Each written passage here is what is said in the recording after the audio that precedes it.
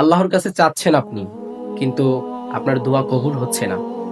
আপনি কি জানেন আল্লাহর কাছে যে চাচ্ছেন আপনি, আপনার দোয়াটা কেন কবুল হচ্ছে না? আপনার দোয়াটা কবুল হচ্ছে না এইজন্য আল্লাহর প্রিয় হতে পারেননি আপনি। আল্লাহর ভালোবাসা অর্জন করতে পারেননি। আর আপনি যদি আল্লাহর ভালোবাসা যদি অর্জন করতে পারতেন, আল্লাহর ভালোবাসা যদি অর্জন করতে পারতেন, তাহলে আল্লাহ তাআলা আপনার মনের সকল আশা পূর্ণ করে দিতেন। তো চলুন, আল্লাহর ভালোবাসা অর্জন করতে গেলে আমাদের কি করতে হবে একটু শুনে আসি প্রিয় ভাই এবং বোন।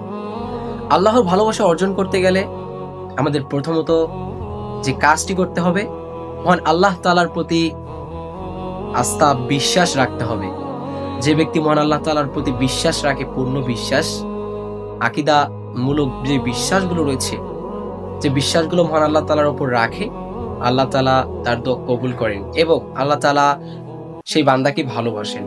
তো প্রিয় ভাই এবং বোন, আল্লাহ তাআলাকে ডাকতে হবে এমন ভাবে, বিশুদ্ধভাবে, একচিত্তভাবে। তো কিভাবে ডাকবেন? আল্লাহ তাআলাকে আপনার সর্ব অবস্থায়, আপনি রাস্তা দিয়ে হেঁটে যাচ্ছেন, সেই সময় আপনাকে ডাকতে হবে মহান আল্লাহ তাআলাকে।